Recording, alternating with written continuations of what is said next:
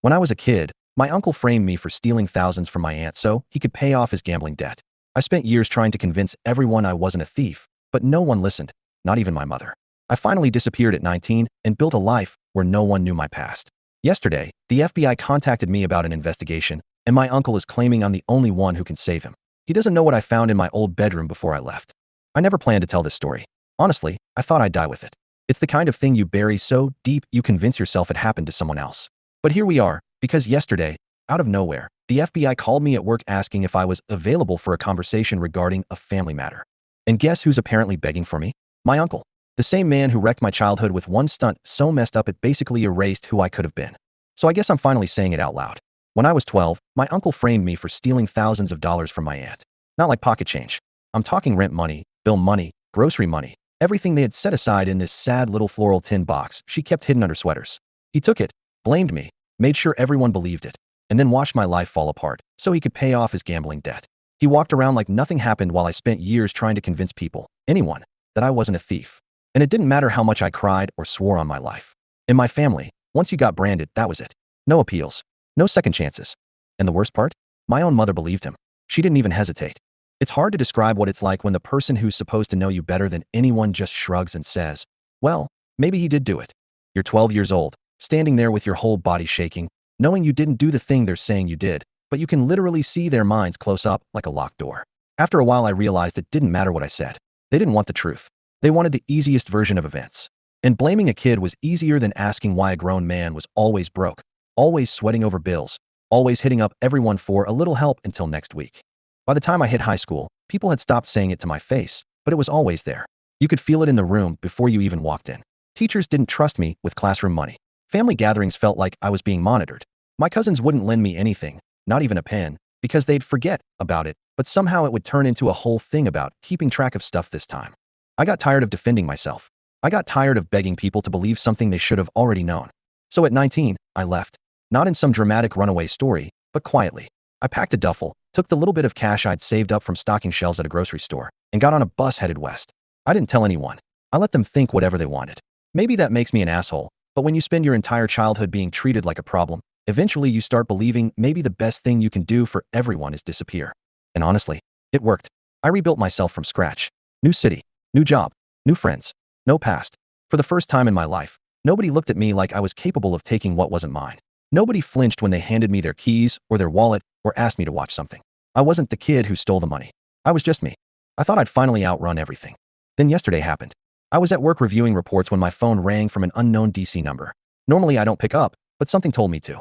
The guy on the other end introduced himself as an investigator with the FBI's Financial Crimes Division. And before I could even process that, he asked if I was related to Martin and Elaine Pritchard. I swear my stomach just dropped through the floor. I haven't heard those names spoken out loud in years. I felt 12 again, small, guilty, cornered for something I didn't do.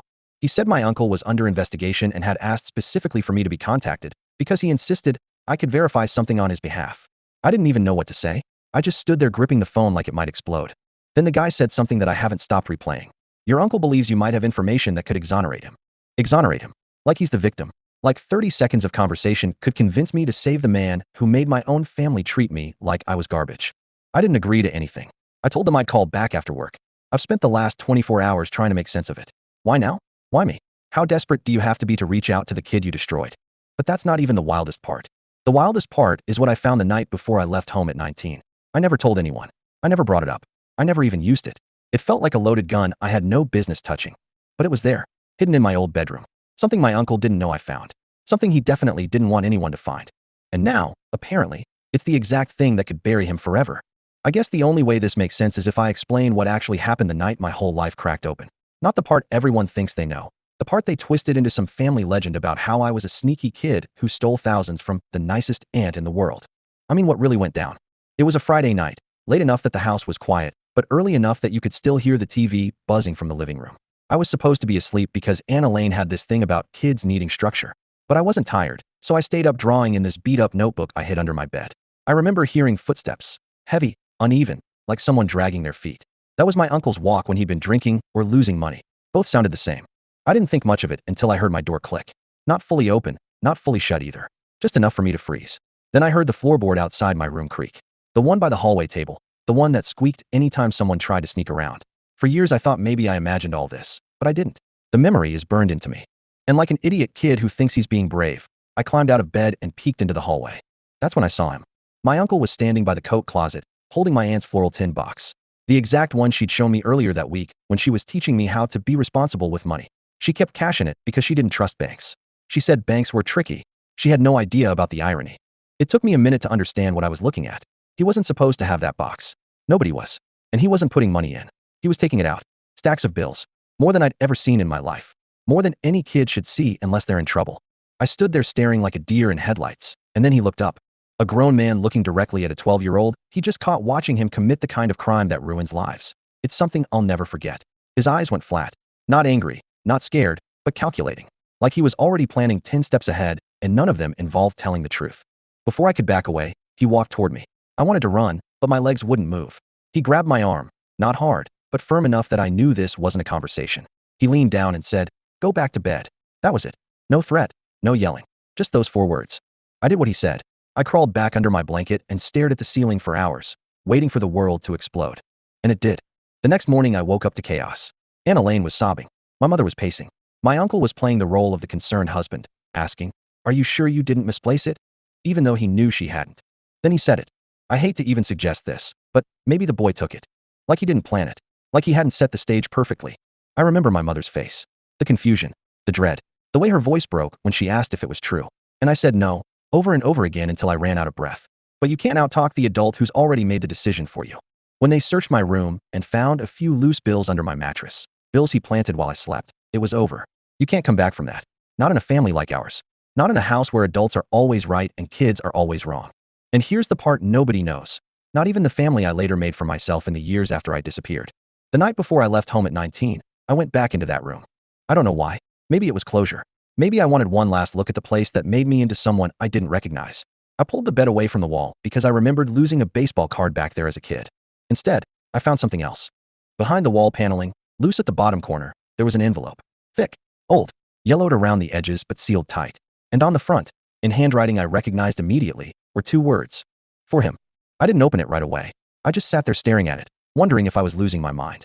But curiosity won, and I tore it open. Inside were receipts. Dozens. Maybe more.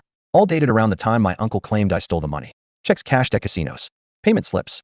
Loan shark notes. Names I didn't recognize. The kind of thing you keep hidden if you're planning to pin your disaster on someone else. The kind of thing that would have cleared me instantly if anyone had cared enough to look. There was also a letter. Not from my uncle. From my aunt. She wrote it in this shaky handwriting that looked nothing like her usual neat loops. She said she didn't believe I stole the money. That she knew it was him.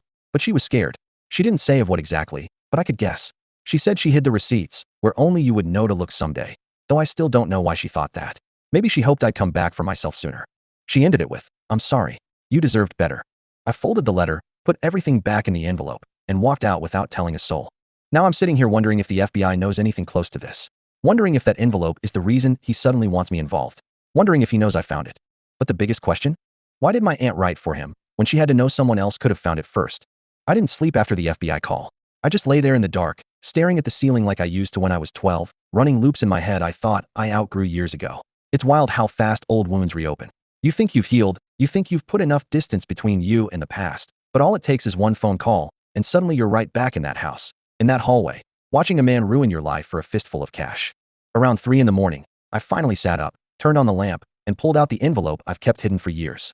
I've moved at least half a dozen times since I left home, but that envelope has followed me everywhere, tucked in the bottom of a locked drawer, under old tax documents and appliance manuals I never read. I opened it slowly, like it was going to bite me. The letter, the receipts, the old ink bleeding at the edges, it all looked the same as the day I found it. Frozen in time. Preserved guilt. I reread my aunt's letter, trying to understand her, trying to see something new. It still made me feel sick. You ever read something that feels like someone else's confession for a crime they didn't commit? That's what it was. She wrote about wanting to protect everyone, how she didn't know how to fix what he did, how she hoped time would reveal the truth. If she really believed that, she underestimated just how long time can stay silent. She also said something I never caught the first time, or maybe I did, but I didn't let myself think too hard about it. In the last paragraph she wrote, "If anything happens, this will explain what you couldn't." It was a weird line. Strange. Almost hesitant.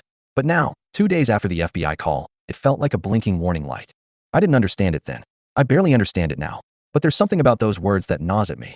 After sunrise, I dragged myself out of bed, showered, and went to work like nothing was wrong. Nobody at my job knows anything about my past, and I never planned to change that. I learned early on that people treat you different when they think you come from problems. Out here, I'm just the guy who brings donuts sometimes, who cracks dry jokes during meetings, who stays late to help new hires without complaining. I worked hard for that anonymity. But the whole morning, I kept checking my phone like a paranoid lunatic. And sure enough, around 10, the number from yesterday called again. Voicemail. Same investigator. Polite voice. Very official. He asked if I'd be available sometime this week to discuss matters relevant to an active case. Translation. My uncle's screwed, and he wants to drag me into the wreckage with him. By lunch, I still hadn't decided if I should return the call. Part of me wanted to ignore it forever. Let him burn. Let the world finally see him for the disaster he really is. But the other part of me, the part that still feels like that kid pleading to be believed, wanted answers. Not for him. For me. So after work I went home, sat on my couch, dialed the number, and waited. The investigator picked up immediately like he'd been staring at the phone waiting for it to ring. He thanked me, asked how I was doing, all the formal niceties that meant nothing. I cut him off and asked what this was really about. He sighed. Not dramatically. Not for effect. It was this tired sound you only hear from people dealing with something messy and layered. Your uncle is currently under federal investigation, he said. A significant one. I didn't react. Didn't breathe. Didn't comment. He continued. There's reason to believe he's involved in a long-running financial fraud operation. The scope is still being determined. He claims you may have information that could establish his innocence. I actually laughed. The investigator didn't. He said. The man continued carefully. That you were present during a situation in your adolescence that he believes is relevant. I told him my uncle was lying. That if my uncle said the sky was blue, I'd walk outside first just to double check. The investigator didn't argue. He just paused, like he expected that answer. Then he said, I'm going to be straightforward. We have reason to believe there were financial irregularities in your family long before this case started. He said it cautiously, like he wasn't sure how much I knew. I didn't tell him anything. I didn't tell him about the envelope. I didn't tell him about the receipts or the letter or the fact that my uncle had been drowning in gambling debts for years while everyone thought he was just down on his luck. I didn't tell him about the planted money under my mattress. I didn't tell him how my childhood ended because adults would rather believe a convenient lie than a complicated truth. Instead, I said, why does he think I'd help him? The investigator didn't miss a beat. He said you were the only witness. It felt like someone punched me in the ribs. The only witness. The only one who could confirm or deny this man's story. The man who let me grow up thinking I was a thief. I ended the call saying I'd think about coming in. He thanked me. I hung up and just sat there. But here's the part one haven't said yet. My uncle knows I was awake that night. Not because he saw me. Not because I told him. But because 2 weeks after the money went missing, he cornered me in the backyard while I was taking out trash and said, you saw more than you should have. You need to let things go. He said it calmly, like he was giving me life advice. And then he smiled. That smile never left me. And now? Now he's calling for me like I'm some lifeline. Like I'm supposed to forget everything he did. But I keep thinking about that envelope. About the line my aunt wrote. About the timing. And the more I think about it, the more I realize something I never considered before. Maybe that envelope wasn't just a confession. Maybe it was a warning.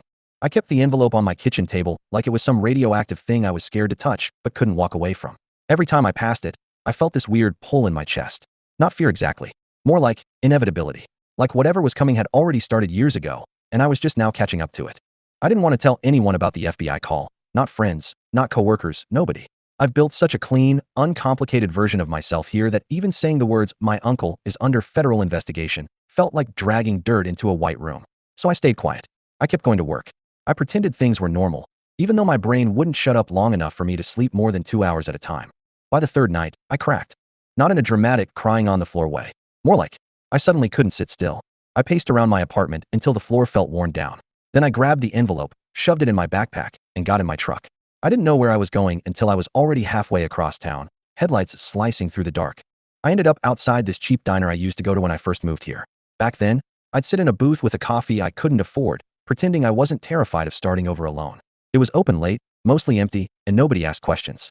It felt like the kind of place you go when you need to think without anyone noticing the gears turning too hard. I sat in my old booth, ordered coffee out of habit, and pulled out the envelope. The waitress glanced at it, but didn't say anything. I spread everything out on the table. The receipts, the loan notes, the letter tucked behind them like a ghost. I read the letter again, mouthing the words this time, like maybe speaking them into the air would change how they felt. If anything happens, this will explain what you couldn't. Explain what I couldn't. What did she think I couldn't explain? What did she know would happen? I didn't realize someone was standing near the booth until a voice said, "You good, man?" It was the night manager, a guy I barely know but who recognizes regulars from years back. He wasn't being nosy. He was doing that human thing where someone looks like they're about to collapse in on themselves, and you asked before walking away. I told him I was fine. He didn't believe me, but he nodded and went back to wiping counters. After he walked off, I laid my head back against the booth and stared at the ceiling. And it hit me, sudden and sharp, like a truth I'd been circling without seeing. My aunt didn't hide that envelope for nostalgia. She didn't hide it for closure. She hid it because she was scared of him. And scared for me. People don't leave secrets behind unless they think the person who finds them will need protection. I don't know why it took me so long to understand that. I drove home with the envelope in the passenger seat like it was a living thing. I felt stupid for thinking I could stay uninvolved. I felt even stupider for still being that kid deep down who wanted someone, anyone, to admit he wasn't lying. When I got home, there was a new voicemail. Not from the FBI. From my mother. I didn't even know she still had my number. I haven't spoken to her in years. Not out of spite, just self-preservation. Her voice sounded older, tired, but still sharp in that way that made every word feel like a judgment. She said, "Your uncle is in trouble. They say you might know something. I don't want any more drama in this family. If you know anything that can help, you need to do the right thing." The right thing. She had no idea what those words meant to me. She'd said the same thing 20 years ago while letting her brother use me as a scapegoat. I stood there listening to her voicemail with this cold, hollow feeling in my chest. The kind you get when someone tries to open a wound with the same knife they used to make it. I didn't call her back.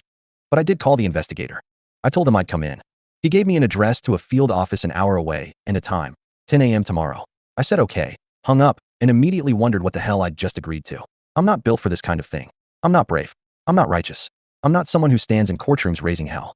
I'm just a guy who wanted to escape a mess that should have never been his in the first place. But something shifted inside me that night. Not anger. Not revenge. Something quieter, heavier. I'm not 12 anymore. And I'm tired of being silent just because it's easier for everyone else. Before going to bed, I opened the envelope one more time, but this time I was looking for something specific, a receipt with a date that always felt strange to me. I found it near the bottom, a casino withdrawal slip from the exact night my aunt wrote the letter. The handwriting was shaky, the ink smudged. It wasn't just proof he stole the money. It was proof something else happened that night. Something she didn't write about. Something she was scared to say out loud. And if the FBI is onto him now, maybe whatever happened back then didn't end in that house. Maybe he's been doing this for years. Maybe I wasn't the first kid he used. And maybe my aunt knew that too. I didn't tell anyone where I was going the next morning. I woke up before my alarm, showered, dressed in the most neutral clothes I owned, and drove out before the sun had even burned off the fog. My hands were sweating the whole way, gripping the wheel so tight it felt like I was trying to fuse my fingers into it. The envelope sat on the passenger seat again. Not because I trusted it there, but because I couldn't stand the thought of it being out of sight. It felt like the last piece of truth in a story nobody ever wanted to hear. The FBI field office was smaller than I imagined, tucked between a dentist's clinic and a warehouse like it was trying not to draw attention. I walked in through a glass door that clicked shut behind me with a sound too sharp for how quiet the building was. A woman at the desk asked for my name. When I told her, she glanced up with this look that told me she already knew why I was there. She buzzed me in, and a few minutes later the investigator from the phone appeared. He looked younger than I expected. Or maybe I was just older now. Either way, he shook my hand and led me down a hall to a small interview room. No windows. A table. 2 chairs. A recorder sitting in the center like a silent witness. He asked if I wanted water. I said no. My throat was too tight for drinking anyway. We sat down, and he started with the basics. Who I was. Where I lived. My relationship to my uncle. The kind of questions you can answer without thinking. But then he shifted. He asked me to tell him about the incident from when I was 12. The one my uncle told them about. I almost laughed, but it came out sounding like a choke. My uncle said he wants me to save him, I told the investigator. He left that part out? He didn't react. He just clicked his pen once and said, "We want your perspective." For a second, I considered lying out of habit, because the truth felt too heavy to drag into the light. But then I remembered my aunt's handwriting. The shaky loops. The apology I never really understood. So I told him everything. The footsteps. The floral tin box. The money. How my uncle caught me watching him. How he set me up the next morning. How nobody, not even my mother, believed me. I told him about the envelope I found 7 years later. At that, he leaned forward. "You still have it." I put it on the table between us. His face didn't move, but something in the room shifted. He opened it carefully, like it might fall apart if he breathed wrong. He flipped through the receipts, the loan slips, the notes, and then he read the letter. He didn't speak for almost a minute. Then he said, "You realize this changes the timeline of his claims. I guess that's good for you," I said, even though it tasted bitter. "It's not about good," he replied. "It's about accurate." He asked if he could scan everything. I nodded. He stepped out and came back with copies, handing the originals to me like he was returning something sacred. He said the letter alone was significant. The receipts were damning. The dates lined up with their investigation, though he didn't say how. He thanked me in this quiet, sincere way that made me feel like the ground under me wasn't tilting for once. Then he said something I didn't expect. "Your uncle mentioned another name. A kid from a different family. Same town. Same pattern. Did you know anything about that?" My stomach dropped. No, I didn't. I'd always assumed I was the only one. The only kid he'd needed to silence. The only one he'd conveniently blamed to buy himself more time. But if the investigator was bringing it up, it meant it wasn't hypothetical. It meant he had done it before. Or after. And then, something deeper hit me. Something cold and heavy and nauseating. Maybe my aunt wasn't just apologizing for not protecting me. Maybe she was apologizing because she knew she wasn't the only adult who stayed quiet. After the interview, he walked me to the front. He didn't promise outcomes. He didn't tell me what would happen next. He just said, "We might contact you again. We appreciate your cooperation." And let me go. Outside, the air felt too bright, too sharp. I sat in my truck for a long time, staring at the steering wheel like I expected it to point me somewhere. Home. Back to my apartment where the silence was always loudest. Back to the past. I didn't drive anywhere at first. I just sat there, replaying my aunt's words. If anything happens, this will explain what you couldn't. Maybe she meant if he hurt someone else. Maybe she already knew what he was capable of. Maybe she put that envelope in the wall because she was afraid of dying with the truth trapped inside her. The investigator calling me and wasn't about family drama. It wasn't about a 20-year-old lie being uncovered. It was about a pattern. A pattern where the only person who ever paid the consequences was the kid who couldn't defend himself. Not anymore. I drove home eventually, put the envelope back in its drawer, locked it again, not because I needed to hide it, but because it finally felt like I wasn't the only one responsible for holding it. It's weird. I didn't walk out of that field office feeling triumphant or vindicated or any of the things people think justice feels like. I walked out feeling lighter. Not healed. Never healed. But lighter in a way that made breathing feel less like a chore. My uncle wanted me to save him. Instead, I told the truth. And maybe, for the first time in my life, that was enough. If you made it all the way to the end, thanks for sticking with me. I really appreciate it. If you enjoyed the story, consider subscribing to the channel and giving the video a like. It helps me share more stories like this. Thanks.